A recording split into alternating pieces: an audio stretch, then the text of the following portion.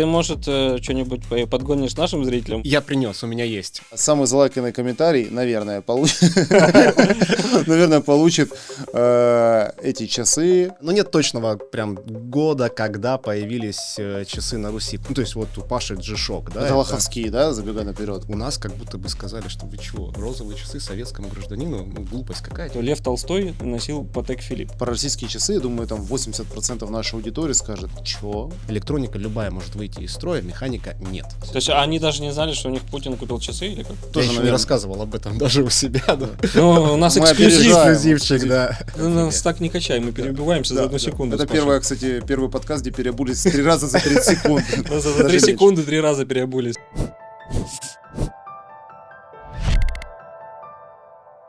Друзья, приветствую вас всех на честном подкасте канала Победа 945 и постоянно ведущий я, Павел Кухаркин, Сергей Черкасский. Результаты розыгрыша прошлых выпусков сделаем в следующий раз, но сегодня у нас тоже будет розыгрыш. Обязательно самый залайканный комментарий получит подарок. Какой, скажем, позже. У нас сегодня в гостях Виктор Манкаш. Это часовой блогер, автор канала про часы, член Национальной ассоциации часовщиков России. И самое главное, почему мы решили собраться, популяризатор российских часов. Сегодня будет максимально интересно про наше отечественное. Я вот сразу смотрю на часы, и мне прям уже нравится. Я так понимаю, это что-то необычное и интересное, да? Это 100% необычное, интересное и наше отечественное. А что Всех это за приветствую, ребята. Это часы-индикатор от Сергея Волкова и его команды Калибрика Дизайн. Это Ярославская область, город Углич. Парни собрались на советских станках. Ну, уже, правда, есть у них и более новые, там, китайские, швейцарские. Но, тем не менее, они сами ручками делают полностью и корпуса, и стрелочки, и циферблаты из титана, русского титана. Титан? Это русский титан, да. Я смотрю и завидую уже. Я вот так скажу сейчас, вот обзор, да, на часы. Выглядят они максимально круто. Стильно, легкие, причем. Вроде они увесистые, но при этом... Вот, слушай, ты, может, что-нибудь подгонишь нашим зрителям, может, у тебя... Что-нибудь разыграем эти. Вот эти, к сожалению, мы не разыграем, потому что это очень редкие. Не, я просто выбью для зрителей хоть какие-нибудь. Я принес, у меня есть. Давай так. С этого было начинать. Вообще, на самом деле, самая, наверное, известная, самая популярная марка российских часов — это «Восток», часовой завод. Я думаю, вы знаете, командирские часы, да. «Амфибия». И так, то есть ты готов? Я реально готов разыграть. Я принес вот друзья, где вы еще будете часы выигрывать? «Восток», «Нептун». Ничего полностью нашего производства. Держите, смотрите. Блин, нам не выбирайте, как, кому, за комментарий. А что это за трызуб? Это то, что мы украинцы. Это не трызуб. Это символ Нептуна. А он шевелится, это... Это безель вращающийся, да, и он может быть заменен на что-нибудь. Ребят, ну, слушайте, у нас подкаст начался максимум... Я думаю, это в начале надо ставить. И расходимся. А самый залайканный комментарий, наверное, получит эти часы «Восток», «Нептун» и сделано в России. Очень круто. Я их поставлю, чтобы они прям вот заставляли смотреть до конца. Вот. Кто не досмотрит до конца, просто перед тем, как я отправлю эти часы, я спрошу, что было на 56-й минуте. Мы разыграем что-нибудь еще, может быть. Так что смотрите до конца. Короче, я человек, который вообще не увлекался никогда часами. Для меня это была тема такая, ничего не надо носить на руке и не надо. И, значит, первый раз, когда я начал интересоваться, особенно российскими часами, это вот, собственно, после встречи с тобой, когда ты мне подарил, значит, часы Слава, про часы, дробь, да? Очень такая прикольная модель российская, стильная, красная, не знаю, там разные цвета, мне очень понравилось. И я начал смотреть, просто я зашел в бутик Слава, я посмотрел, какие есть офигенные российские часы сейчас, насколько они красивые, там то есть всякие разные модели, не просто со стрелочками, а ежик в тумане, да, который там, значит, сносит башню. Да, ты то есть смотришь, там ежик в тумане, значит, туман это как стрелочка, и солнце там, по-моему, или что-то там такое. улитка и листочек. Да, и я начал интересоваться этой темой, и посмотрел, что русские реально делают сейчас вещи, реально делают офигенные часы. Я узнал, что у нас есть такие легенды, как Константин Чайкин, который известный на весь мир, что он там получал просто часовую Нобелевку, если можно так выразиться. Скорее, часовой Оскар. Часовой Оскар за то, что он придумал там самые тонкие механические часы и придумал часы, которые каждый год показывают Пасху. Хотя этого никто не может сделать, потому что Пасха каждый год она разная. Но наши русские, получается... Мы смогли. Да, русские смогли это сделать, и во всем мире это признают. И, насколько я знаю, ценители там по всему миру даже могут узнать Константина Чайкина на улице и подойти и сказать: ни хрена, это русский Константин Чайкин, вот это типа модные часы. Вот. И я когда начал интересоваться темой, думаю, ни хрена себе. А как это прошло вот мимо меня вообще, да, что мы, скажем так, что у нас что-то есть уже такое интересное. Слушай, проблема в том, что не все интересуются вообще, да, если раньше часы были необходимостью, потому что ты не мог никак иначе узнать время, ну да, там башенные часы, понятно, сигналы там точного времени по радио, но там в советское время все носили часы, мужчины 100%, женщины, наверное, 80%, потому что банально без часов было невозможно тебе не работать правильно, ни на обед сходить, ни опоздать там на поезд. Сегодня у нас, понятно, да, мобильные телефоны у всех, время микроволновка показывает, тебе нет необходимости постоянно носить на руке. Но это как стиль все еще осталось в первую очередь, наверное. И благодаря стилю, благодаря тому, что это, по сути, если не единственный, то главный мужской аксессуар, который ты можешь носить, не стесняясь, в любом обществе. И через часы в том числе люди транслируют статус, транслируют свои вкусы, свой стиль, свой образ жизни в том числе. То есть вот у Паши G-Shock, да? Это лоховские, да, забегая наперед? Но почему лоховские? Это крутые часы, у них своя целая субкультура G-Shock, но это сразу понятно, что ты любишь спортивный стиль, что ты, может, ходишь куда-нибудь в походы, какие-то нестандартные там поездки, да, то есть ты едешь не в all-inclusive 5 звезд лежать у бассейна, ты забираешься в горы, ты гоняешь на велике. Не, я просто на лодке катаюсь, и, когда ты в воде и так далее, их не жалко, и в бассейне их не жалко. Вот это стиль G-Shock, да, вот у меня механика более сложная, у меня много часов, да, давай так, я не с единственными хожу, я подбираю их опять-таки под какой-то стиль. Вот розовая слава как будто бы. Кто скажет, что это мужские часы, я абсолютно точно скажу, что да.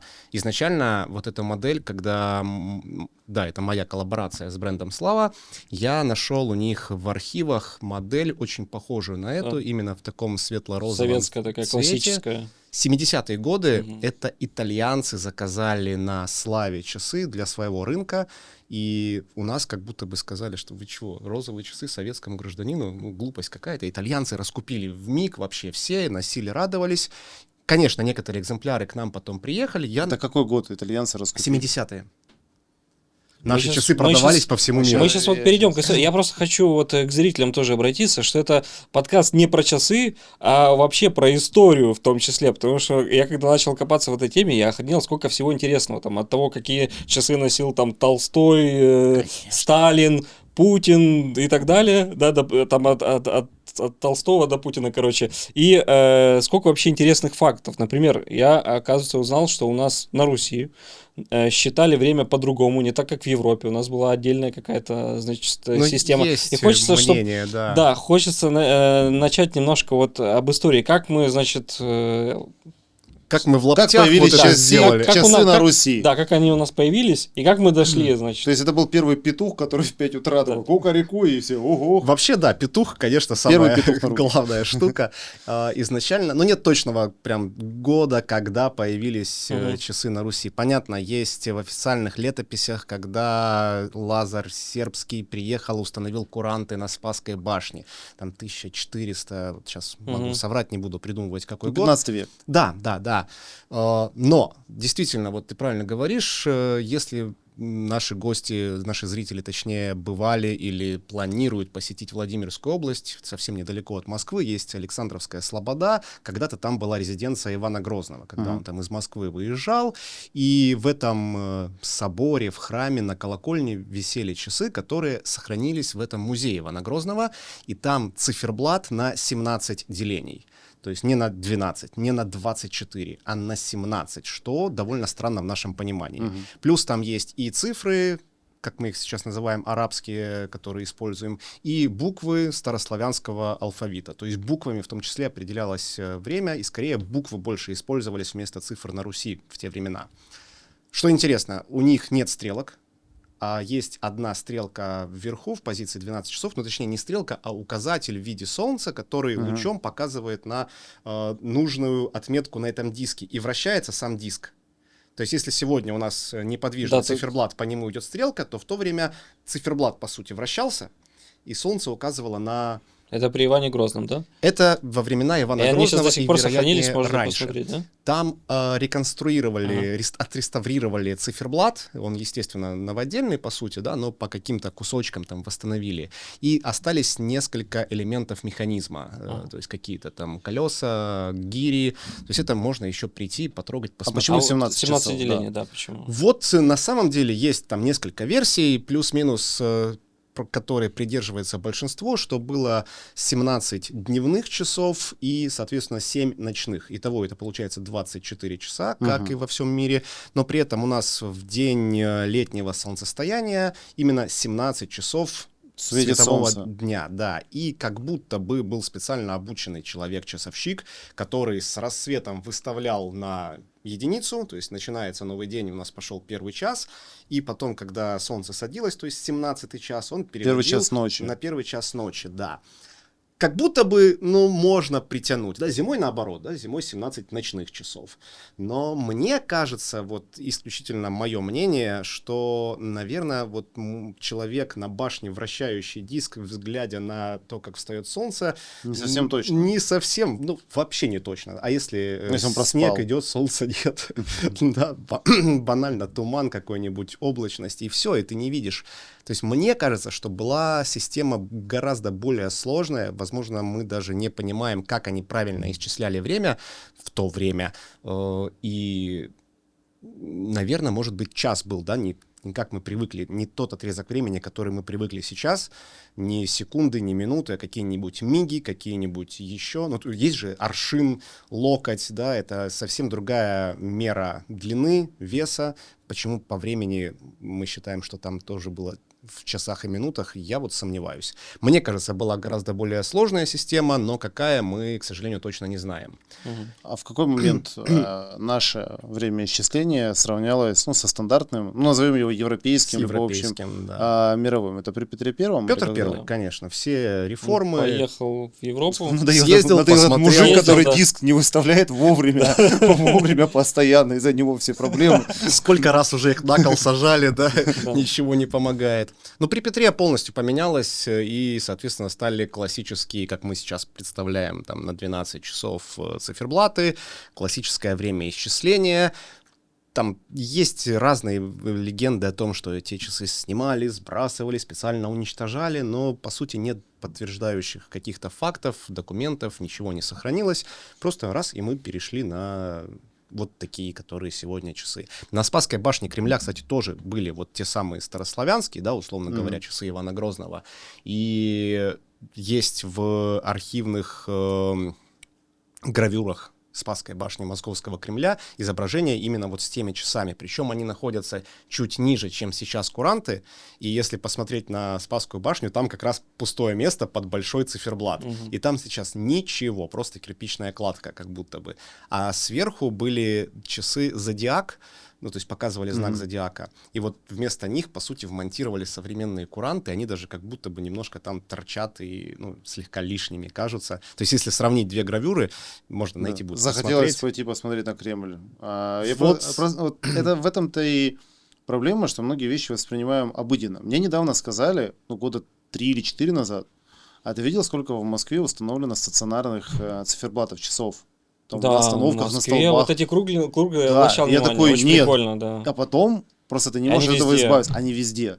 Я когда только приехал в Москву, я кайфовал, я везде их искал и смотрел время, и в основном Кстати, они работают. Откуда они появились? Интересно, да, про них, кстати. Если ты знаешь, Ну, конкретно те, которые сейчас, сложно сказать, скорее архитектурные, просто дизайнерские Не, ну решения. это советское, да, решение Это было? советское решение, да, это вторичные так называемые часы, то есть у них не было своего, по сути, механизма, они были соединены с какими-то главными часами, ну, то есть там есть завод, да, большое предприятие, на заводе куча циферблатов по цехам, по коридорам, на проходных, в столовой, везде висят часы, и в каком-нибудь там кабинете стоит главный прибор, главные часы, который отправляет сигнал на все эти циферблаты, чтобы они все одинаково показывали. Также и в школах, и в университетах всегда такая система была. Соответственно, с уличными часами похожая ситуация. Но здесь скорее каждый предприниматель, да, кто там владелец здания, ставит свои какие-нибудь для красоты. На остановках, да, это общая система для того, чтобы люди Ну, расписание с этим расписание связано. смотреть, конечно. Все практично. Давайте вернемся чуть назад во времени, в Российскую империю. Короче, у меня сложилась картинка, что до Петра Первого, значит, у нас были такие интересные свои исчисления. Петр Первый поехал в Европу, посмотрел, что там уже производятся всякие, значит, разные карманные часы и так далее. Вот, вернулся, у нас запустилось уже, начало свое какое-то производство, уже при Екатерине II, по-моему, там... Екатерина начала. Вот по Екатерина сути, да. начала, да, всю эту историю. Но вот я когда читал, нашел статую у Пушкина интересную про Онегина. Цитируй. Я сейчас прочитаю, да. Онегин едет на бульвар, и там гуляют на просторе, пока не дремлющий бригет, правильно произношу, бригет, не прозвонит ему обед. Онегин, как известно, был модником, вот, и интересно, что у него за часы были такие, вот, и интересно еще факт тоже, на который я наткнулся, что Лев Толстой носил Патек Филипп швейцарский. Это тоже очень швейцарский. возможно. Швейцарский, да. Давай так, они тогда не стоили настолько грандиозно больших денег, как сегодня. То есть в среднем, ну, естественно, не какой-нибудь дворник, да, мог себе их позволить. Ну, плюс-минус состоятельный человек вполне мог купить Патек тогда. Но условно, там еще 30-40 лет назад Rolex были базовыми часами каких-нибудь там пожарных, военных, обычными, да, это сегодня такие, вау, Rolex, как это круто. Раньше это было, ну, просто хорошие часы. То есть носили не только высший свет, скажем так, носил Вообще в не Российской только. империи. В Российской империи, ну, тогда часов было в целом меньше. Слушай, ну Лев Толстой как бы не Ну да, он с горы. дворянин все-таки, Ну Да. непростой И человек. Пушкин как бы тоже, это богатые Ну, люди. я же говорю, не знаменитые, только да, богатые люди носили. Ну, в Российской империи только богатые. В Российской всё. Да, империи а русский богатые. мужик, вот обычный русский деревенский Ну вот он мужик. Когда смотрел начал? на башню, ему в колокол И в, отзвонили. когда- в деревнях? Конечно, но везде были колокольни с А часами. в какой момент часы стали... Когда русский мужик надел часы. Надел часы на руку? В 1925 году плюс-минус. То есть в Советском Союзе. В Советском Союзе, конечно. Про пушкинский бригет. Да. Это не факт, что был именно бренд Бриге. Да, это известный швейцарский бренд. Бриге давным-давно существует, делает очень красивые разные часы. В то время были карманники. Прозвонит, это значит, часы были с боем. И именно вот этот момент нас наталкивает на мысль о том, что в первую очередь это были часы с боем, так называемый репетир, который по звуку мог тебе отстучать который час. Ты взводишь в темноте в полнейшей, это придумано было для того, чтобы в темноте определять время, и там так динь-динь-динь, это значит 3 часа, да, или там тинь-тинь-тинь-тинь, Это стильно. Я 3 бы часа тоже 30 хотел, минут. чтобы мне в обед прозванивал. Такие есть. У нас бригетом называли все часы с такой функцией. Это имя нарицательное. Поэтому конкретно какая марка, мы не непонятно. знаем. То есть, ну, это как Xerox. Нормально сегодня. жили, интересно. даже нормально жили на Руси любые часы бригет. Это, Ну вот и звонят, бригеты какие-то надел. Ну не знали Какие-то люди лоховские кучи эти вот брендов, да. всех буржуи. А какие, ты говоришь, у нас сейчас есть механические, да, которые пробивают тоже? брендов. Часы с боем, ну да, существуют, конечно. Репетиры называются. Ну, эта функция называется репетир в У часах. нас, чтоб не с кукушкой, знаешь, как это раньше со стационарно. Да вот у тебя в G-Shock'ах наверняка есть ежечасный сигнал. Я на самом деле, как они больше существуют реально как аксессуар, либо если ты где-то не можешь взять телефон, чтобы его не утопить, просто смотришь. Но у них такая штука, их невозможно настроить по времени. Их можно настроить только через Bluetooth, то есть это условно Да не, механически. можно. Нет. Да? Нет, да, они настраиваются Конкретно только через твою телефон по Bluetooth. Это очень... Ну, один раз настроил, и Меняем. все. Слушай, ты- Кстати, вот ты хорошую мысль затронул еще про то, что вот ты не можешь достать телефон, посмотреть время. Почему мужчины носят часы, особенно там первые лица государств, да, это очень удобно, когда ты сидишь, разговариваешь с человеком, и небольшим взглядом на свое запястье ты понимаешь, есть у тебя время еще или тебе надо сваливать. Если ты достанешь телефон, Ну, чтобы не палиться, да. сколько что-то. там, да, что, ну это не культурно как минимум, а просто вот ты повернул глаза, я уже вот увидел, который час, и все понятно. Да, к истории. Не, да, к первым лицам сейчас, я думаю, перейдем тоже. Вот хотелось бы момент еще один прояснить. Ты сказал, что в 25-м году, в советское время, русский мужик... не в 25-м, Ну, примерно, да, в начале... С 1924 Да. года официально стартовала часовая промышленность Советского Союза. Да, и вот, насколько я знаю, просто интересная ситуация. В 17-м году, после революции, бренды, были санкции, опять-таки наши санкции, и бренды поуходили европейские. И как-то с этим мы начали справляться не серым импортом, а свое производство запускать. Или как это было? Может, я... Смотри, у нас уже было производство, по сути. То, что Екатерина II пробовала строить, оно довольно быстро закончилось. И, кстати, тогда еще появились, есть, ну, полуофициальная версия, опять-таки нет стопроцентных подтвержденной, что когда Екатерина отправила в Европу человека для закупки оборудования для производства часов, для того, чтобы нанять персонал, который будет обучать, да, тех местных часовщиков, когда там какой-нибудь граф это все вез, его на границе остановили, узнали, что это, куда он везет, сказал, в Россию тут часовое производство строить, у него все это забрали и сказали, извините, мы вам не дадим, потому что это наше условно-национальное достояние. Потом где-то они как-то что-то привезли, но, в общем, факт такой существует. Да, сейчас, чтобы мы закрепили это, и у нас не было таких скачков, то есть попытка наладить часовое производство на Руси, скажем, было при Екатерине II, оно провалилось. Условно говоря, То есть да. нет ни одного бренда родом с там, имперских времен, которые там сохранились по сегодняшний день. С имперских есть, но не с екатерининских. А с каких периодов? У нас, Вот первый успешный российский бренд. вот смотри, хочу. существовало множество компаний, так называемых торговых домов, которые в основном занимались тем, что покупали в Европе либо уже готовые часы, либо какие-то детали часов. И в Москве, в Петербурге были небольшие фабрики, здесь часы собирались. Собирались, и многие уже под своими брендами. Из того периода самыми известными это являются три бренда. Это Павел Буре, Генри Мозер и Вильям Габю. Три марки, которые существовали в Российской империи и существуют до сих пор. Мозер после революции уехал в Швейцарию, начал продолжать производство там. Он сам был швейцарец, собственно, вернулся на родину. И сегодня часы Мозер — это довольно серьезные, классные, крутые, сложные, интересные часы, которые продаются и развиваются. Павел Буре — наш соотечественник, и какое-то время он там продолжал производить часы, но, конечно, там уже стирали его имя, там ставили знак СССР, делали часы для военных в том числе. Вообще там, ну, сложный период, революция, конечно же. То есть все стиралось, но часы-то нужны. А у всех офицеров были часы карманные, там и Буре, и Мозер, и другие. Ну, где-то там переделывали циферблаты, меняли, убирали там двуглавого орла, ставили звезду, и все получалось красиво. И сохранился бренд Вильям Габю. Ну, кстати, я могу их показать. Я их принес. Да, основан он в То есть это имперский. 1868 году этот бренд был основан. И по сей день... Сегодня он продолжает производить часы. Конечно, период Советского Союза был провал, часы эти не делались, но с 2000-х бренд начали возрождать уже энтузиасты, Прикольно. которые сохранили имя, сохранили какие-то, ну, как говорят, идентику дизайна. Я тоже посмотрю. И, соответственно, часы эти есть. При этом, конечно, вот советские... Ого, тяжелые такие. Тяжелее, чем индикатор. В советские времена уже началась другая Покажи система. на камеру, может быть. Я думаю, мы графика выведем вообще. Может быть, Я, если фоткаем. что, могу скинуть картинки, Да. видео, все Это это. упростит Да. нашу работу так точно. Там... Ну, это просто для примера. Я принес, чтобы вы как-то Мне понимали, даже, о чем мне идет даже речь. немножечко страшно держать, потому что G-Shock, ну, разбить невозможно.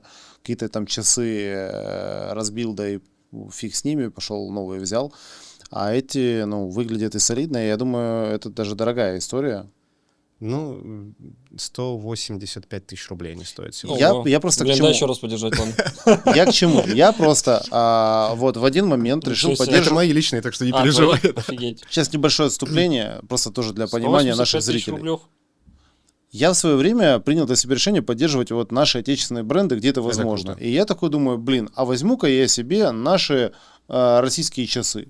Зашел на масс-маркет и такой думаю, подождите, а почему часы Слава стоят дороже там швейцарских Tissot, Swatch? Я думал, там все по 5000, знаешь. Оказывается, у нас есть часы дорогие. Я когда есть зашел... Я тоже Кожаные обалдел дорогие. в магазине Слава, то есть там... Я думал, и- часы Слава это что-то по та- 5000 рублей, Там реально. есть и обычный, да, там самый дешевый Нет, есть и 1050. за 5, Но есть и 200, и 300, и 500 тысяч. Я думал, 5 это самые дорогие золотые. А если мы говорим вообще про Константина Чайкина, то там 3 миллиона, 4 Слушай, миллиона. ну самые 5. дорогие официально, которые можно приобрести, то есть у него были часы у Чайкина, которые уходили только с аукционов, в единичных экземплярах мы их не берем. А не так давно он выпустил FinKing, самые тонкие часы в мире, которые обладают мировым рекордом. Их то ли около 10 экземпляров, по-моему. Официальная цена 40 миллионов рублей. 40 миллионов, часы Чайкина. И люди стоят в Российские часы очереди. стоят 40 миллионов Да. рублей. И люди стоят в очереди за ними, да? Да. И их еще ты попробуй купить. Люди реально в очереди стоят.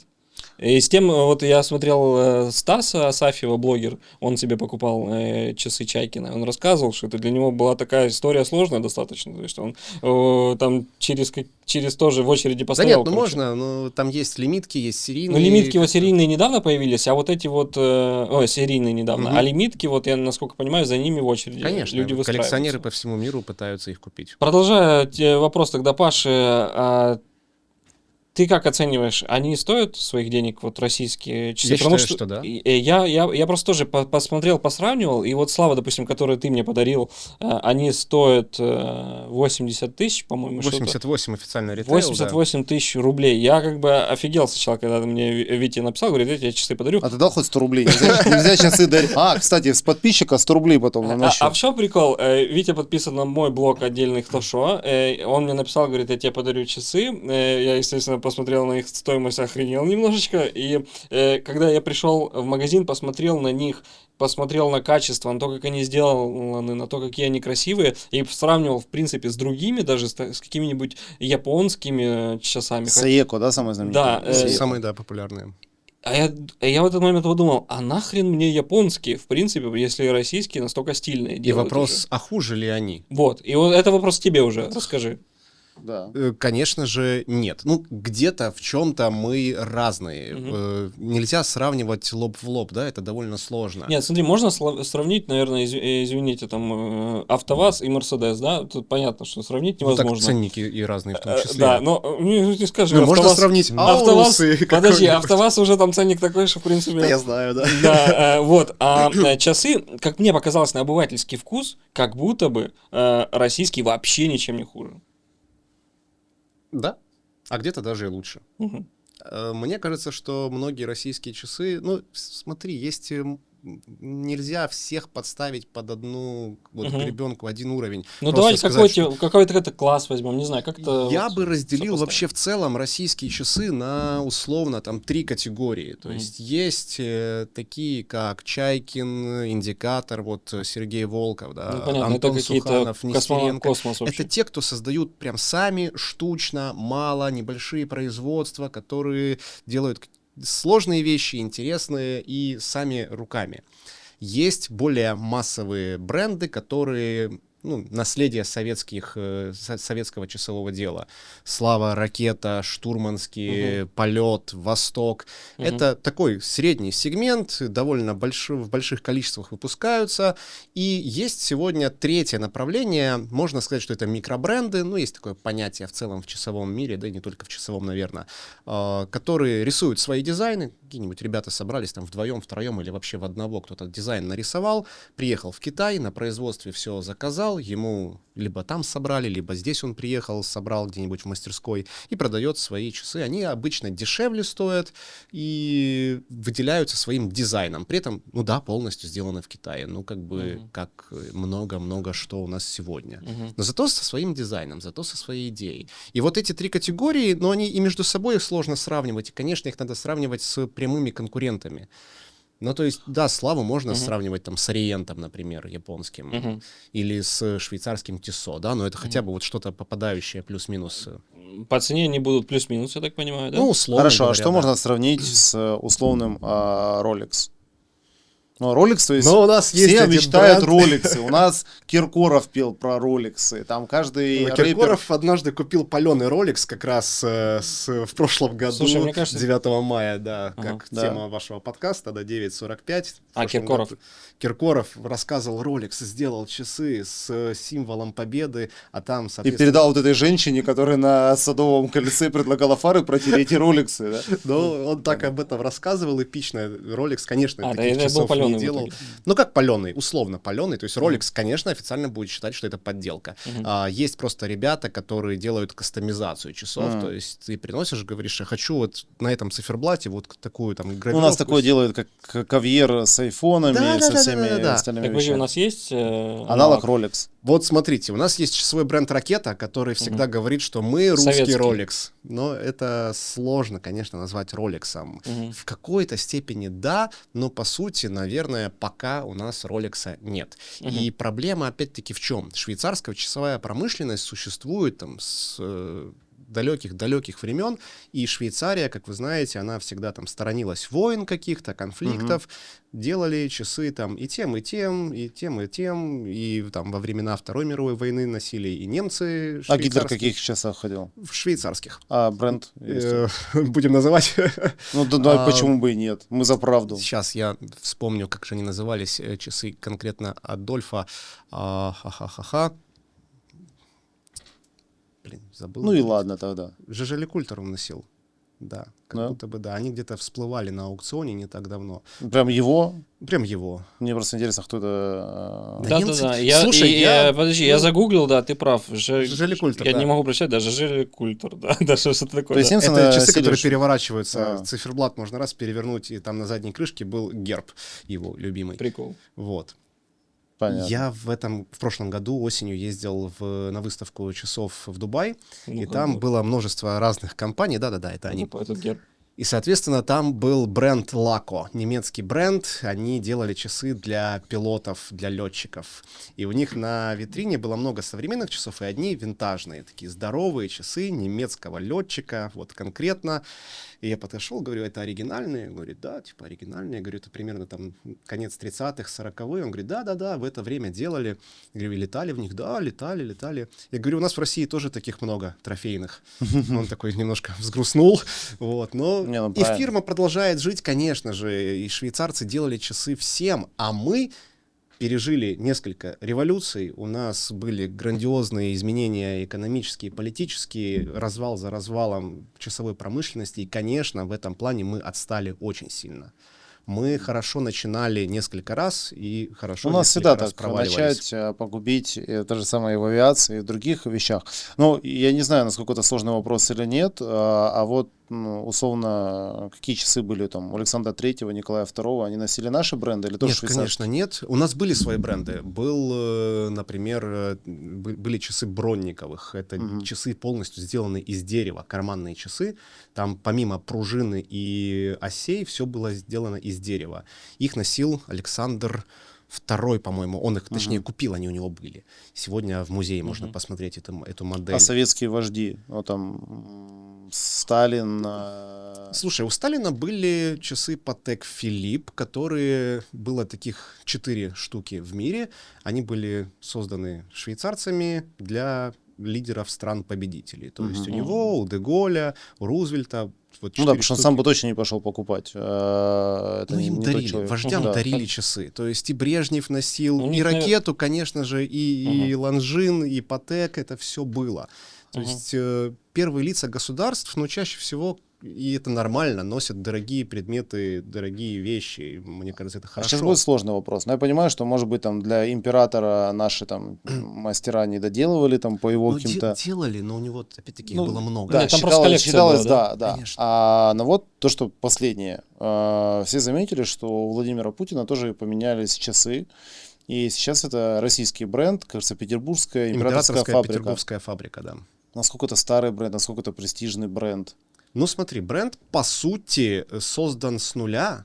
То есть на это штучная часовом- такая, да? Это есть Аурус. часовой завод Ракета в Петергофе, это пригород Санкт-Петербурга. Они начали делать непосредственно часы там уже после войны. Сначала делали камни для часов, потом в 60-х они запустили бренд «Ракета» и производили часы «Ракета». Но, по сути, это производство зародилось при Петре Первом как гранильная фабрика. Они делали камни, различные из камней и поделки, и ювелирные камни, и звезды Московского Кремля они делали. И, соответственно, как будто бы вот императорская петерговская фабрика существовало такое название. Но часами по факту они тогда не занимались. И, соответственно, несколько лет назад ребята подумали, что стоит добавить помимо бренда «Ракета» более премиальный, более престижный, вот с историей, с отсылкой к императору, к Петру Первому, и создали новый, условно старый, условно новый бренд, ИПФ, так он и назван, и, соответственно, производили дорогие часы, действительно дорогие, одни из которых стал носить Владимир Владимирович. До этого у него были и Бланпа, и Вашероны, и много-много чего очень красивого и классного. IWC он очень любил, потому что там легкая читаемость, то есть крупные стрелки, крупные метки, вообще легко.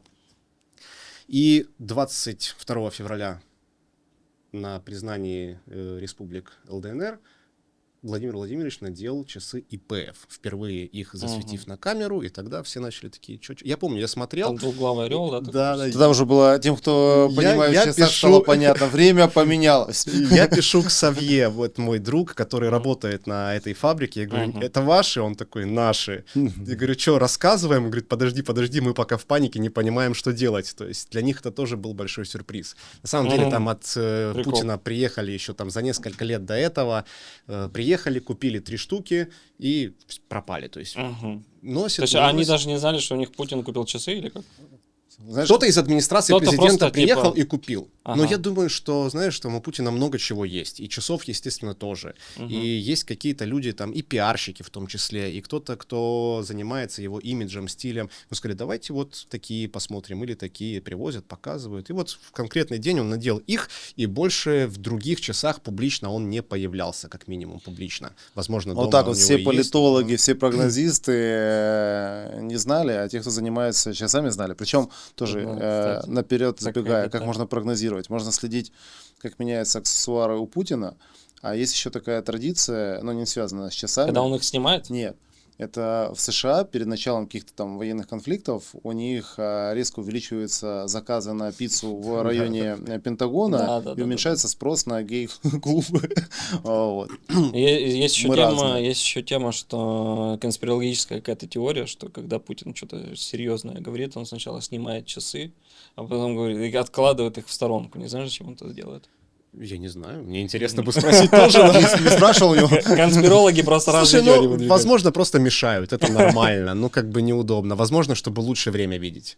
Ну, то есть он положил, он видит время, он кладет их довольно часто вот так вот к себе лицом, да, вот ремешком туда, к аудитории, и он видит время всегда.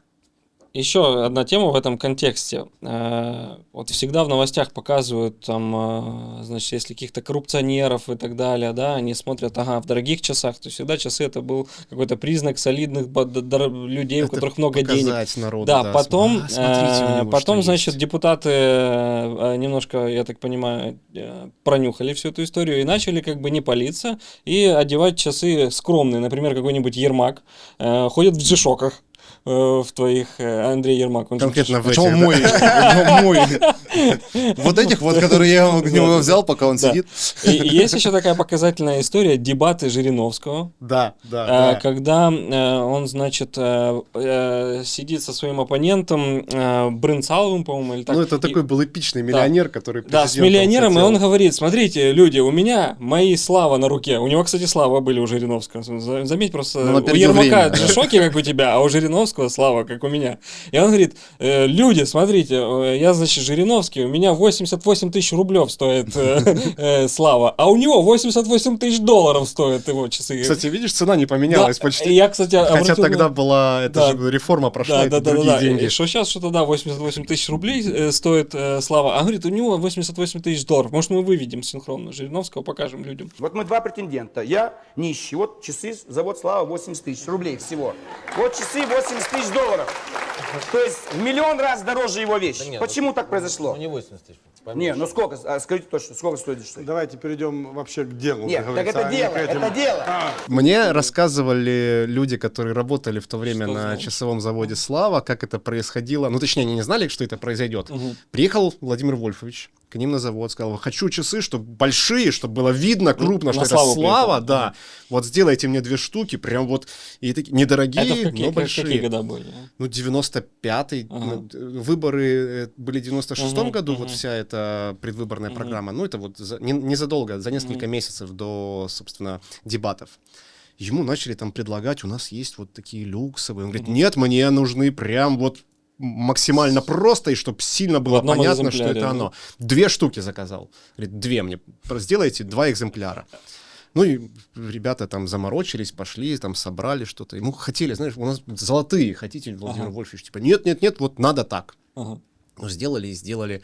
И потом, соответственно, говорят, мы сидим, смотрим эти дебаты, а он за какое-то время до начала вот этого разговора о часах, он так чуть-чуть приоткрыл рукав, чтобы часы были видны и зрителям, и в камеру, и начал говорить, и потом такой смотрим, говорит: наши часы. И он поменялся с этим Бренсаловым часами, вручил ему Славу, забрал у него там золотой Rolex. Серьезно? Ну, на камеру, Красавчик. да. То есть он в конце говорит: все, давай меняться часами. Красавчик, красавчик. Вот, тот Молодец. такой, типа, ну что делать, как бы, для народа же, видишь, поменялся, ну, а у Владимира Вольфовича остались и вторые такие, видимо, для памяти. Они реально 88 тысяч рублей стоили? Ну тогда, Ему бесплатно их сделали. Мне сказали, что если бы ему мне сделали их в Жириновский подарок. обратился что-то сделать, я бы тоже бесплатно с Ой, да удовольствием ладно, ты отдал. накрутил вот бы, это блин. опять Хорошо, таки, это а вот очень у меня часто Три вопрос. просто лицам поставил бы, я делают. ж тебя знаю. Сейчас будет вопрос такой же от всего народа. У нас есть такая традиция, что якобы часы нельзя дарить. Мгм. Что надо взамен там хоть 100 рублев, но дать и так далее. А есть какая-то связь вообще историческая? Почему так? Вообще нет. Вообще нет. Ну, вот говорят, наши часы, какие-то, ножи, как черная да. кошка, там все Это остальное. суеверие, я дарил и в подарок принимал, и все хорошо. И, ну, те, кто из мира часов, скажут, это ересь, как бы дарите, покупайте, принимайте, это нормально, и ничего в этом плохого нет. То есть ты даже ни копейки не дал, да, взамен? Ты все время говоришь, что ты там пообщался с кем-то со Славы, с кем-то там с Императорского. я в У тебя везде тусовке есть, то есть свои есть какая-то тусовка. Слушай, а расскажи про эту тусовку, интересно. Ты со всеми фабриками знаком, ты сам производишь, да, часы? И вот интересно просто, как это вообще все устроено, кухня немножечко, может быть, Я как сам эта не совсем тусовка? все-таки произвожу, Мгм. я Ну. больше занимаюсь контентом, да, там, блог, YouTube, обзоры. Ну вот здесь вот на часах это Слава. здесь мой дизайн. Да, здесь Идея, как бы продвижение. написано «Слава, дробь, про часы». То есть, Про часы это то есть мой вы канал, вместе. да. как бы, Я им принес идею, рассказал, мы посовещались, я там набросал, как бы, как это все завернуть красиво, сделал 3 вида циферблатов, ну, а, собственно, силами Славы мы их произвели. Очень интересный концепт, просто в 2 словах тоже. Это природное, да? Природа России. Цвета природы России непосредственно, да. То есть там ягель, многие узнали, что за растение такое ягель, растет на севере, типа мха, олени кушают, такой Да. светло-зеленого Я кормил цвета. оленей даже этой штукой. Видишь, как А вот круто. Подожди, А тусовка, ну вообще, ну часовой Так. мир, он очень маленький довольно-таки. Не так много осталось производителей, людей, кто этим занимается, кто об этом рассказывает. И, конечно, мы все знакомы. У нас есть различные там мероприятия, выставки, музей времени и часов есть в Москве. Рекомендую сходить, он бесплатный. И вот то, что ты говорил, и о чем мы сегодня говорим, в музее, опять-таки, вы не смотрите только на часы, вы узнаете по часам времена. Какие времена были и что происходило. Советский период, современный период, это совершенно по часам видно, насколько разная у нас, разные цели, разные задачи, разное восприятие.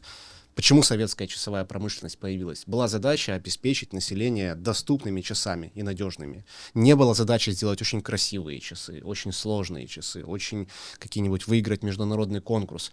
Нет, это могло быть где-то рядом, но в первую очередь нам надо массово выпускать. 20 миллионов часов в год выпускал на пике Советский Союз. Поставлял и не только в социалистические страны, а и в капиталистические в том числе. Ну, Италия Ничего вполне себе. капиталистическая страна была. То есть Советский Союз на экспорт в Италию. На экспорт до хрена он делал. В том числе были часовые производства в Европе, которые покупали либо механизмы советские и вставляли в свои корпуса, либо полностью заказывали у нас часы со своими какими-то логотипами, названием брендов и там перепродавали. Ну, соответственно, там делали их более изящные, более красивые, но как механизмы, что самое главное в часах, мы были на уровне Швейцарии и Японии того времени.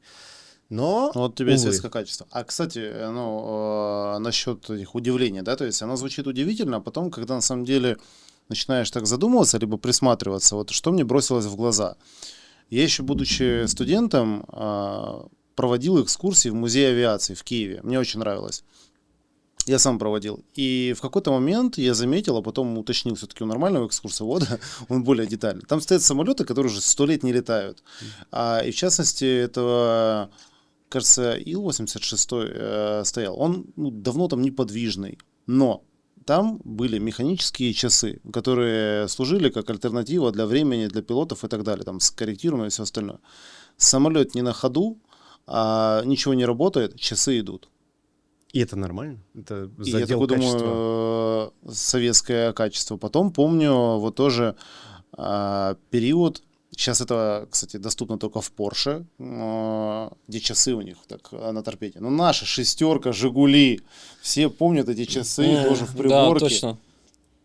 Это наша традиция. Слушай, у нас в Аурусе Как в прошлого Porsche, поколения получается, да. механические часы, ну не механические, но автомобильные стрелочные часы в Аурусе стояли. Сейчас там сделали мультимедийную панель, но стояли наши, причем на Востоке их делали. Часовой завод Восток, вот такие же. А почему вот все знают швейцарские, там, точные как швейцарские часы, весь мир ими грезит, но при этом вот про российские часы, я думаю, там 80% нашей аудитории скажет, чё? У А нас если есть и знает, 40 то считают, миллионов. что они вот так Да. себе.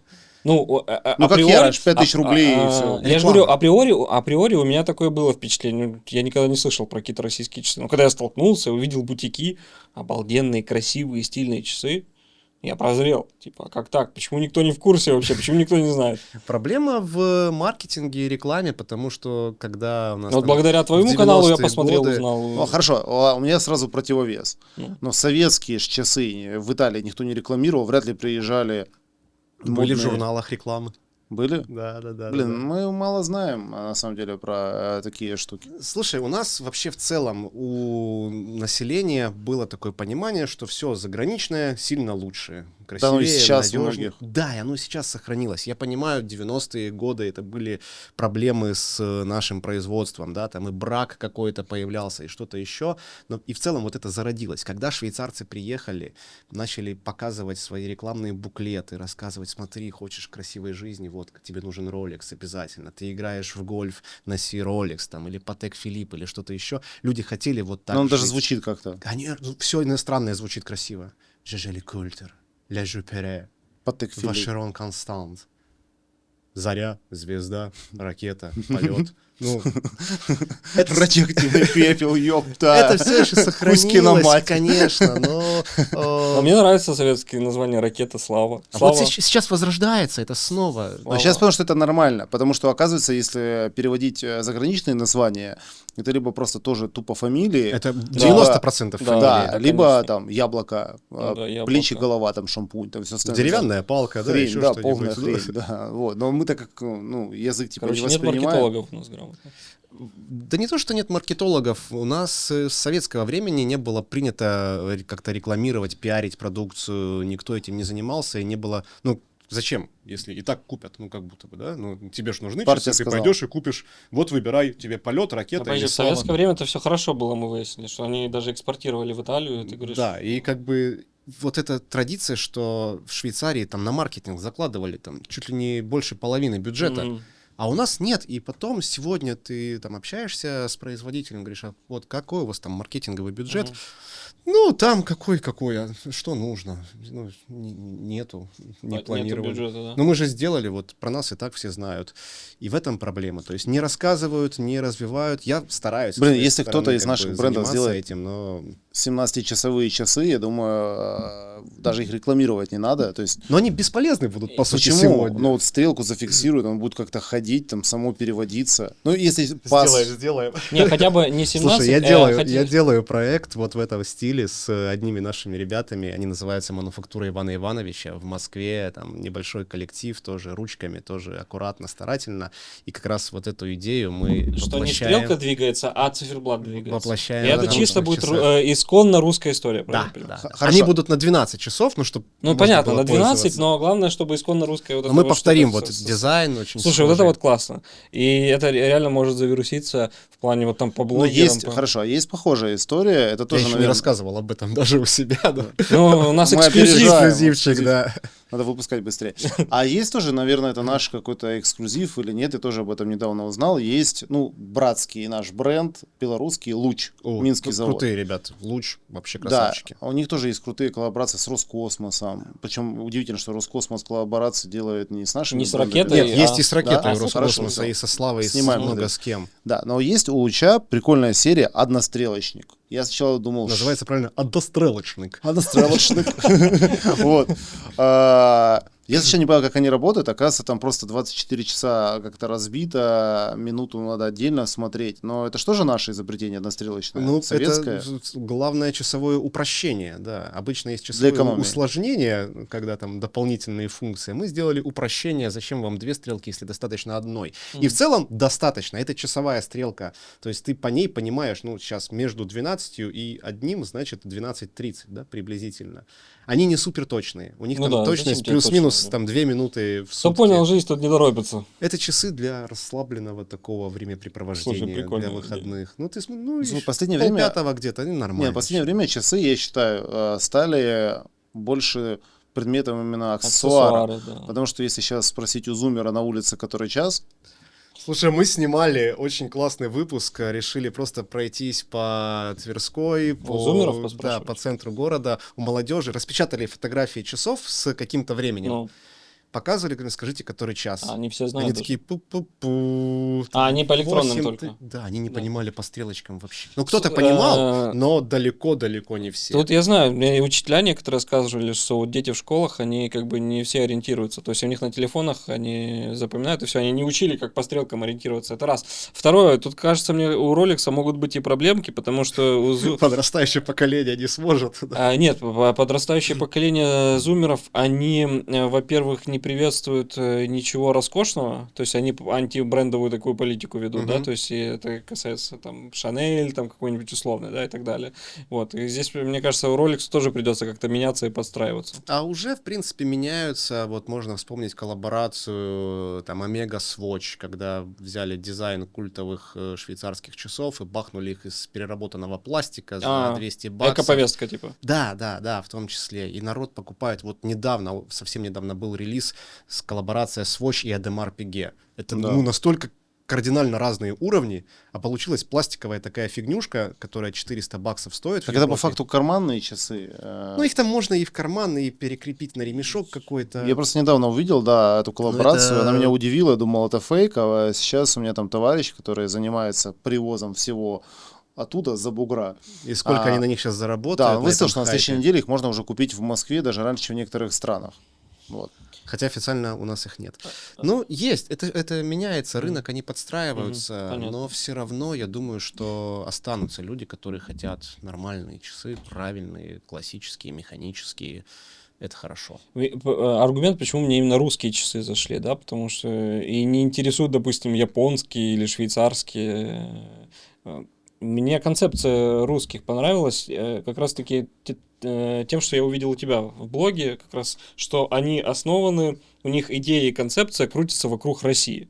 Мгм. То есть природа России, там вот если вы сделаете вот эту историю с исконно русским циферблатом, это тоже будет такая штука, которую я понимаю, нифига себе, и даже мне хочется как-то ее, наверное, и себе прикупить, прииметь, потому что, блин, ну, намекнул. да, да. По скидочке там небольшой. Коллаборация с 945 для Филиппа Киркорова. Да, кстати, с 9.45 можно А что тоже если ему сделать впихнуть какие-то псевдочайки? Короче, За 40 лямов. вот, и это мне кажется, я просто хочу дополнить твою мысль, что это аксессуар, но вот зачем тебе японский, да, какой-то аксессуар, если есть такой прикольный концепт российский. И тут хотелось немножко вот про концепты еще с тобой поговорить, чтобы ты рассказал, какие, может быть, есть еще прикольные, или же про концепт Чайкина того же. Это тоже очень интересная тема. Ну, Чайкин — это сверхсложные часы в первую очередь. То есть он изобретатель, инженер, художник, то есть он творит.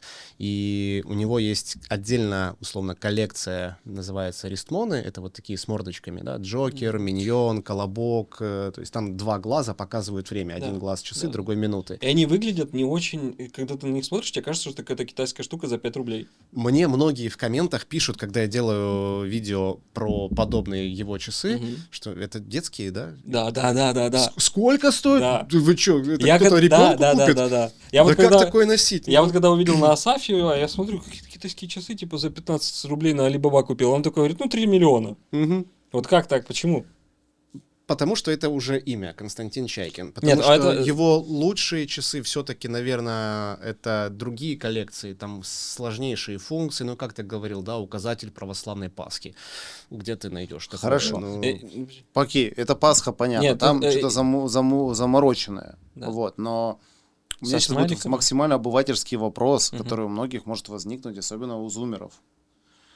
Типа, часы время показывают. Почему одни стоят там 500 рублей, а кто-то за них просит 3 миллиона, если они показывают время? То есть в чем как раз понимание качества часов? Это точность? не совсем. Сложность. Есть и точность. Точность один из параметров. Но сегодня любые кварцевые часы будут точнее, чем любые механические часы. Поэтому, ну, сложно по точности их отличать. Механика — это особый мир. То есть у тебя внутри там какие-то колеса крутятся за счет энергии Ну, может, это не механической. видим тут никак. Вот, я не вижу Но, тут очень, как но есть это. открытые прозрачные Это задние если крышки. открытые, да. А Хорошо, если вот, вот... посмотри. Ну это же интересно. Да, это но же я красиво. это смотрю там условно раз в месяц, когда там их Ну, протираю ты и об этом чищу. знаешь просто. как Не, слушай, минимум. ты так же само можешь и поехать там на Москвиче вместо Мерседеса. Не, это разное ощущение Едет же, и то управления. едет, и то Не, едет. А это да. разное ощущение, когда ты берешь в руки. То есть есть еще и качество отделки, качество корпуса. Ну, это условные понятия. Понятно, что китайцы и за $100 делают отличный результат. Но часы — это в целом комбинация множества различных факторов. И цена, ну, конечно, То да, есть где-то сложность, еще наверное, и имя, основа. где-то еще и история бренда. Конечно, за это берут. Ну, то есть понятно, что там большая часть цены часов Rolex — это имя Rolex. Но это их история, это их достижение, то, что они создавали, то, что они делали. Точно так же и у Ракеты, и у Славы, и у Константина Чайкина. То есть могут ли китайцы точно так же повторить, сделать все то же самое, но сильно дешевле? Могут, и оно будет практически не отличаться. Но они это не создали, и именно поэтому вот оно не ценится так сильно. То есть сейчас вот возвращаясь, я сейчас забегаю наперед. То есть когда мы говорим о том, что условная Ракета пока не дотянула до Роликса, мы что имеем в виду? У нас не такой механизм, не такая история, либо не такое качество материалов, или в чем? Скорее нет стольких достижений, нет настолько высококлассного механизма и по точности, и по всему остальному массового выпуска. То есть тот же Константин Чайкин делает очень малые партии часов. И вот те ребята, да, вот то, что я ношу, это маленькие выпуски. Ну, ты говоришь, маленькие фабрики, все это. Да, у нас нет массового производства механизмов, непосредственно вот основы, сердца часов. То, что Восток делает, да, но тоже этого недостаточно, и это уже действительно, ну, устаревшие все-таки механизмы с точки зрения их характеристик. То есть они были очень актуальны там в 80-х, но сегодня любые там китайцы, японцы, швейцарцы по качеству их опередили, потому что мы потеряли большой кусок развития. Сегодня есть большая проблема в том, что нет людей, которые готовы прийти и работать в часовую промышленность. Да, там не грандиозные зарплаты, ну, надо понимать, как и на многих-многих производствах. Там надо работать руками за станком, точить, вырезать эти детали. Это сложно, и молодые специалисты не всегда на такое готовы идти. Но без этого мы не сможем создать заново часовую промышленность. Оно же все взаимосвязано. То есть, если бы столько, сколько продавал Rolex часов, продавал бы тот же Восток, я думаю, это покрыло бы и уровень зарплат. Как и ты думаешь, уровень... сколько Восток продает часов в год, в месяц? Производит. Производит? Да. Ну, думаю, в год 100 тысяч штук. Близко, да. 15 тысяч в месяц они делают. Мгм. 1 месяц они Ну, полностью это не просто как работают. популярная ракета, думаю, меньше. Ракета сильно меньше 1007 Ну, в год. А А Rolex, Слава? я думаю, Слава побольше ракеты 1025. Так, а Rolex? Миллион. Ну да. И при этом их не купить. Вот удивительно. Хорошо, тогда вопрос тоже такой. Ну, это пиар, Это маркетинг, конечно. А такой вопрос странной отчасти будет. Хвасталась компания Apple, то, что они часов стали продавать Apple Watch своих больше, чем Rolex. Мгм. Убивает ли это всю индустрию вообще часового дела? То есть, Слушай, ладно, я вот это думаю, лоховские, даже как ты нет. говоришь. Я думаю, это даже плюс.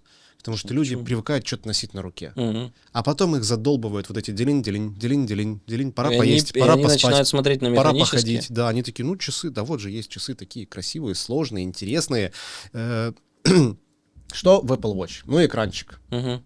Не царапается экранчик. А посмотри, тут какая отделочка стрелок, какие тут циферки, насколько аккуратно все это исполнено. На это приятно смотреть. Мгм. Их не надо заряжать. Это вообще великолепно. тоже Ты плюс, кстати. Я подзавёл, ненавижу заряжать умные часы, я их а потом попробуй выкинул. покрутить вот заводную головку и зарядить механические часы. Какие ощущения? Достать это? её или Нет, нет? ну просто Просто. вращай.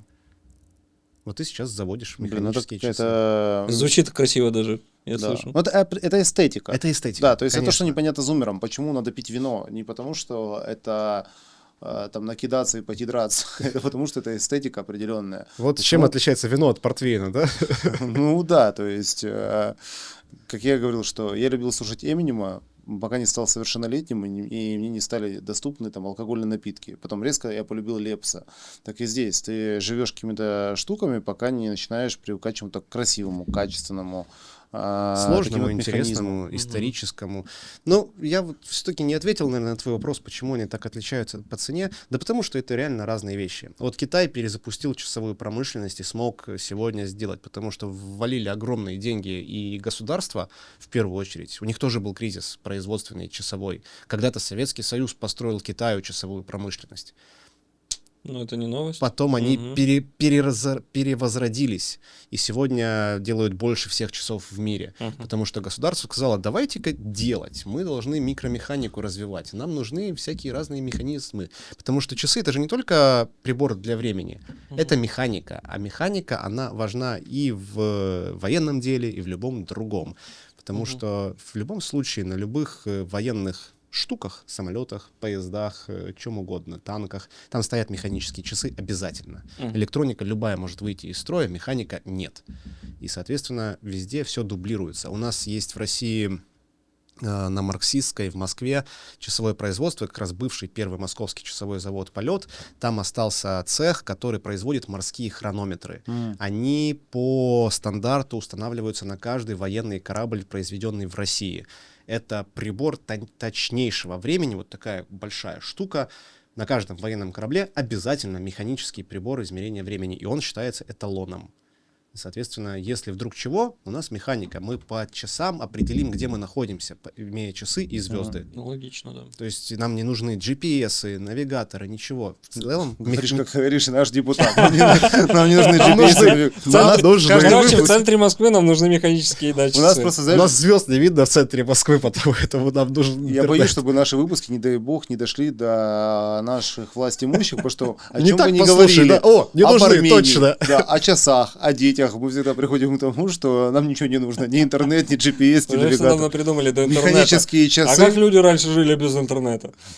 Так и жили. Звезды Ну, механические как-то часы. и без часов жили, и ничего, казалось бы, но все-таки Я про Apple хочется... Watch хотел догонку спросить. Ты сказал, что ты к ним позитивно относишься, в принципе, да, потому что они прививают культуру какое-то ношения людям, которые вообще как-то не связаны, не интересовались часами. Вот. Но понятно, что Apple Watch это на упрощение, то есть мы все упрощаем. Да, то есть у нас машины упрощенные уже, у нас вместо торпед экраны, просто какие-то телевизоры. У нас холодильник, в который в телевизор вставили, это вот с новой машины, потому что это тупо дешевле. Так же Конечно. самое сделали с Apple Watch. Это тупо дешевле, да, потому что на экране там тебе не нужен сложный механизм, да, там это Не все. нужен- Нет, тебе нужна сложная там- электроника, конечно, там это тоже круто. но- Китайскую электронику вставили и погнали там, и ее там до хрена и больше, я уверен. Ну, вот представь, ты садишься, да, в современный какой-нибудь китайский электромобиль, Мгм. где у тебя ни одной кнопки, только сенсоры. Да, да. Конечно, Или- это дешево. А потом для производителя. пересаживаешься из него в какой-нибудь винтажный Porsche Ну, это с кайф. крутилочками, с деревянным рулем. Это так кайф. чик-чик-чик. Вот так же, когда Да, ты после да, да, Apple да. Watch надеваешь механические Как же часы. отношения? Я просто, ты говоришь позитивно, я почему-то думал, что к Apple Watch у всех...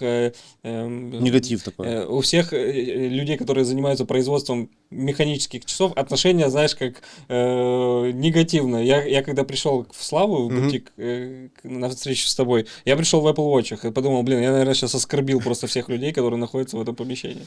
Да нет, не оскорбил на самом деле, но это тренды современные, мы живем в такое время, да, это нормально. И круто, когда там Apple Watch носят, ну, условно, подростки, да, молодежь.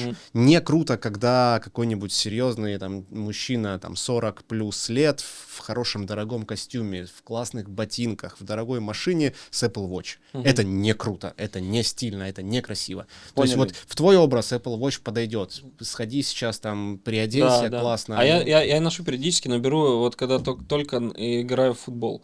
Потому что уведомления приходят с Телеграма, мне надо все время новости смотреть, ничего не пропустить. Кто там, шо там, Да, когда я конечно. играю в футбол, кто там, что там, у меня на часах показывают, это удобно. А я видел некоторые люди, то есть на руке механические, на второй часу, значит, Apple Watch, для того, чтобы... Да можно, но Это тут какое-то уже извращение. зачем? Я видел не Да. раз. Ну, это Ну, очень типа странно. Вот здесь удобнее, уведомления, надо. а здесь у тебя аксессуар. Но хочется же и без уведомлений пожить, ну, иногда. Ну, я знаю, что Apple очень сильно всех разочаровал. Они выпустили, когда сели ультра, а от них ждали, что это будет какой-то ультра премиум люкс, то, чего от них ждали, просто дорогой аксессуар. А там, может быть, там хоть платиновый и так далее. Они выпустили типа закос с ультра спорт, при этом Garmin там условно смеются с них, потому что там и батарея в 16 раз меньше держит. Garmin круче.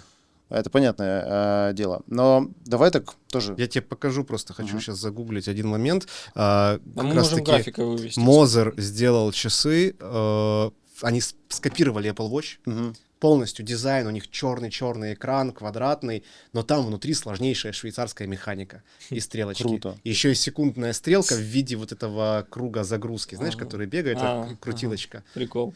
То есть многие говорят, мне Сколько стоят нравится такие? Apple Watch за дизайн. Вот тебе, Вот. пожалуйста, только Нужно нормальные. покупать. Это А просто сколько они стоят? Ну, раз в 50 дороже, чем Apple Watch, если не в 100. То есть 1 000 000 рублей, короче. Ну, Да, просто где-то когда так. ты идешь в Apple Watch, как раньше, там они выпускали алюминиевый корпус, стальной и там условно титановый. Но если ты идешь по улице, ты не будешь присматриваться, с какого материала. И ты условно такой идешь, повыделываться, что у тебя часы там в 3 раза дороже, чем базовые, но этого никто не оценил, потому что экран у всех одинаковый, черный и так далее. Ну, мне кажется, уже выделываться Apple Watch, ну, такое себе. ну, А когда ты правда. идешь в каких-то... Нет, когда ты говоришь, у меня там с какой-то суперфабрики из Иванова, там где-то 5 человек работает, это выглядит стильно. Но об этом интересно. никто не знает. Знаешь, это еще вот для наших товарищей верховных служителей, скажем так, Тогда очень удобно. Никто не знает. Это не Rolex, это не Vacheron. Блогеры даже не узнают. Многие. Носите классные российские часы такие Вот особые. неправильно, когда сказали, что депутатов нужно пересаживать на отечественные автомобили, они искали лазейки, как Toyota Camry сделать отечественной, поэтому завод в Петербурге делает, значит, что это наша машина. да. А здесь надо заставлять их носить Да отечественные не надо часы. заставлять никого, ничему. Это Надо глупо. просто рассказать. Надо Я- показать, как Нет, сделали давайте депутатов швейцарцы. заставим. Не нас заставлять. Депутатов мы их надо заставим. заставлять тогда носить самое вот, ну на самом деле все вот лидеры фракции там правительства, они сейчас в очереди за точно такими же часами, как у Владимира Владимировича, потому что оп, надо соответствовать. Увидели, да. Уже как Вот бы Владимир Владимирович пропиарил, и все, вот у нас маркетинг работает. Один президент отдувается. Ну так, слушай, продажи желтой калины в свое время тоже взлетели. И кефира недавно. И тоже. кефира недавно. То есть вообще, если он надумает там на пенсию условно, надо его просто перевести на оборотную должность, которая будет все пиарить. То есть главный Пиарит маркетолог, российские производства. да. маркетолог реально страны. Я у тебя еще заметил еще какой-то футляр. вот мы У тебя, говорили. я так понимаю, у тебя, это тоже твои. У тебя коллекция российских брендов, да? Да, Да, да, Расскажи у чуть-чуть. меня штук сколько? 16, 15, 12, ну, плюс-минус столько часов. 16 часов у тебя. Все отечественные.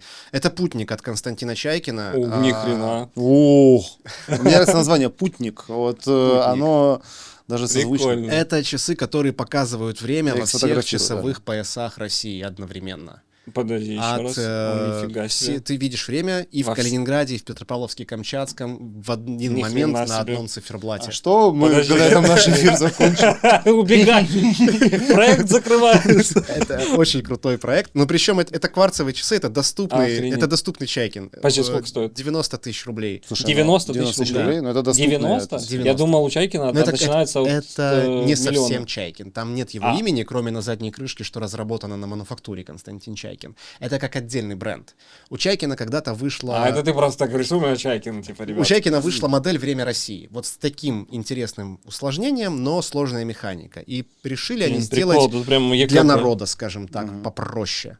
Ты видишь, вот внизу этот диск показывает Я часовой вижу, пояс. класс. ЕКБ написано, МСК и так далее. Магадан, Владивосток. Магадан, да. Иркутск. Блин, вообще круто, классная идея. В Классная царские времена, когда людей отправляли в ссылку, это было Ну, нас- заменимо. Так, в Петербурге И- 10. В Петербурге обед, Куда я еду макароны, в да. ссылку? идея. Ну, тоже в прикольный концепт, прикольный Охрененный. дизайн. Дизайн охренительный. офигенный.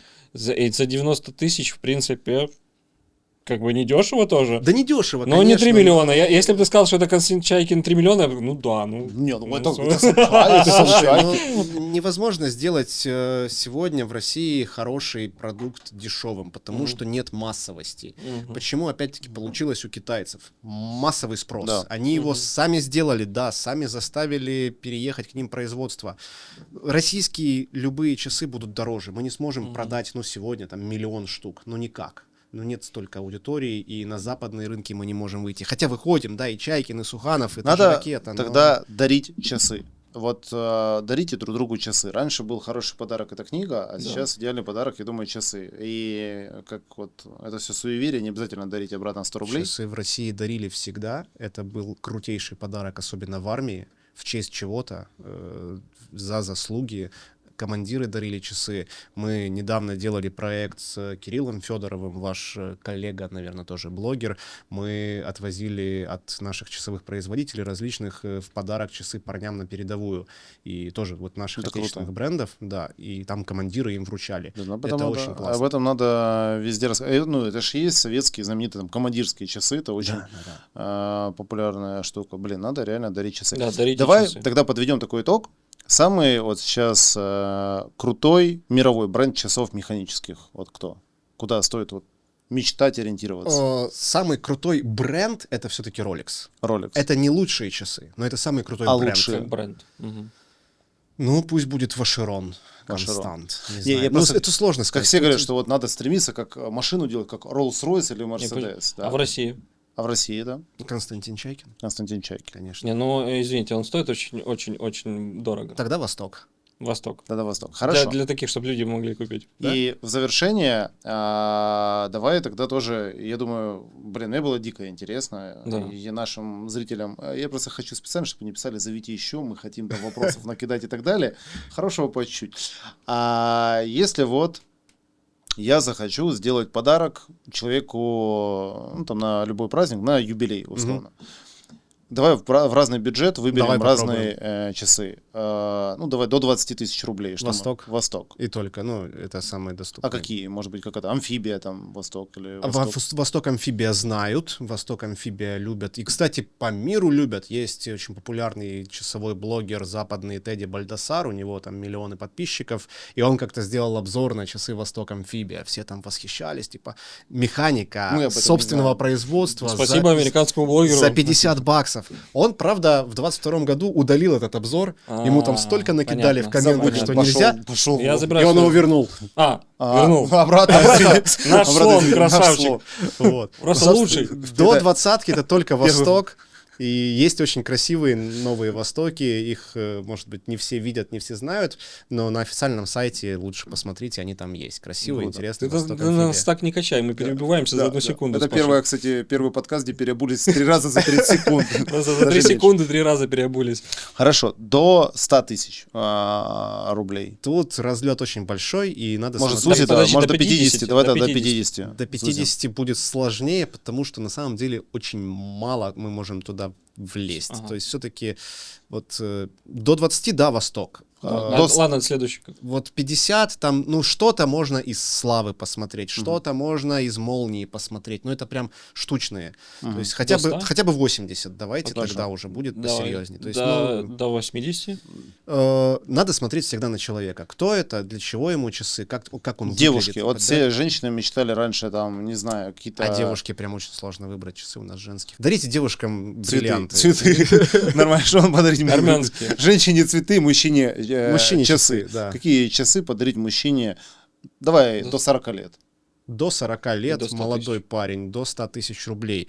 Я думаю, кстати, хороший вариант будет путник. Мгм. Вот, ну, очень классный такой, Классный, довольно да. универсальный.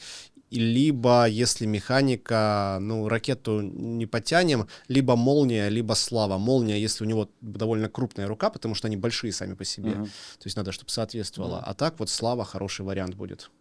Есть ли наша альтернатива G-Shock? Это амфибия?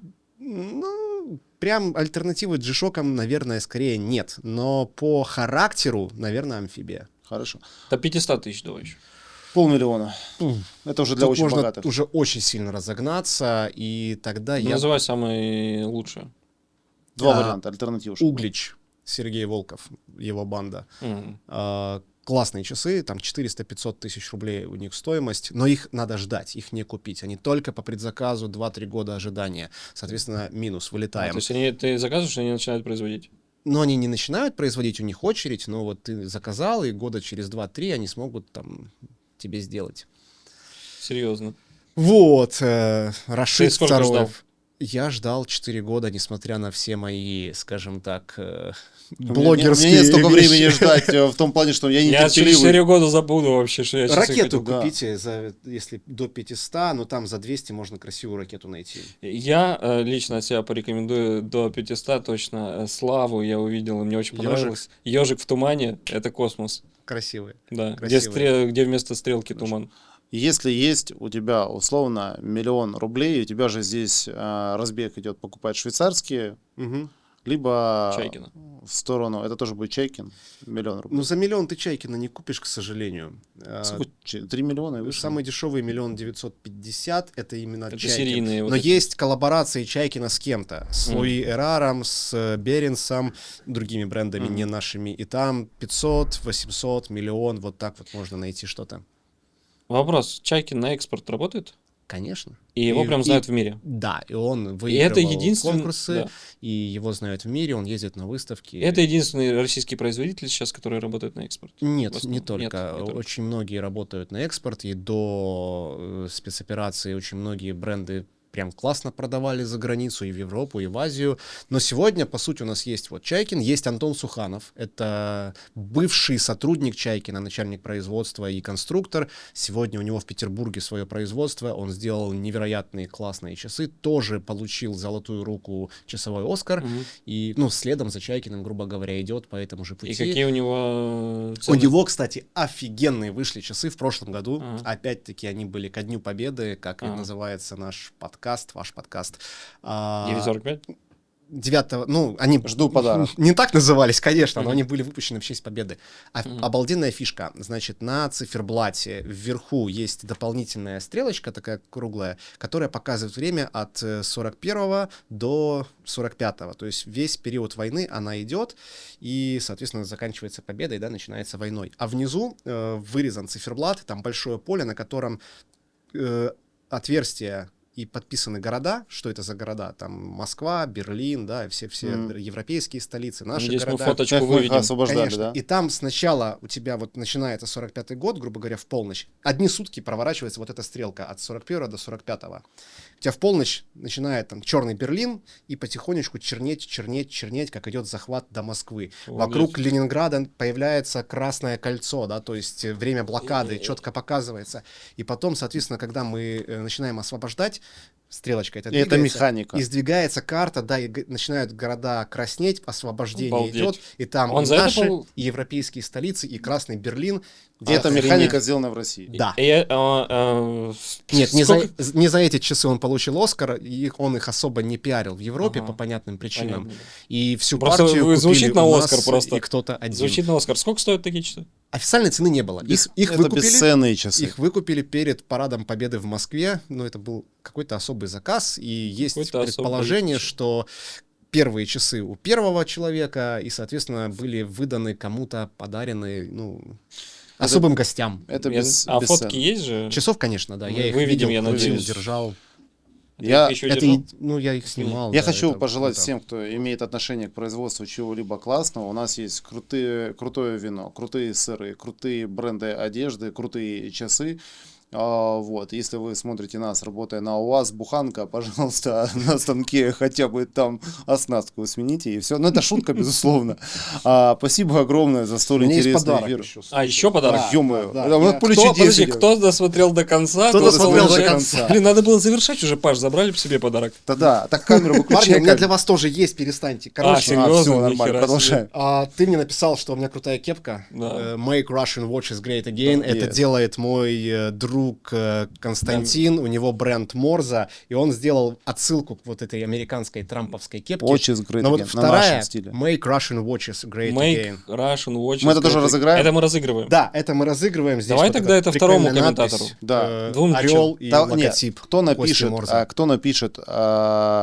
Можешь примерить. Будет дороже. Да ладно, не буду. какие часы были сделаны вот к Дню Победы, вот прям напишет в комментарии, и это напишет первым, вот тот получит. Это значит, человек досмотрел до конца. Да, точно. Да, вот все. Это будет Еще такой раз индикатив. сформулирую, чтобы точно Да, человек кто первым напишет, о каких часах мы говорили перед кепкой, связаны они с Днем Победы, понял. тот получит эту кепку. Да. Это значит, что человек Это досмотрел значит, до что вы конца. досмотрели до конца и получили вот такую вот кепочку Супер, вообще удивительно. в камеру. Да. А первый коммент получает часы, я напомню. Да, Вот. самый А залайканный. вам, парни, вот так вот ручки от моих Спасибо друзей большое, бренда спасибо Габю. большое. Как Я, раз конечно... о которых мы сегодня говорили. Это от Габю. Ага, Супер, а я обожаю ручки. супер. Вот, крутяк. Спасибо, да. Вот так вот, дарим. Спасибо большое. Блин, а Спасибо, что пригласили, мы ребята. украинцы, у нас подарков нет. Там шо. На этой позитивной А ноте ты заканчиваем. тоже украинец. Ну, я там сложно, но я там Из долго Донецка, жил. по-моему. Из Харькова. Из Харькова. Скакова. Круто. Все мы русские. До новых встреч, пока. Пока.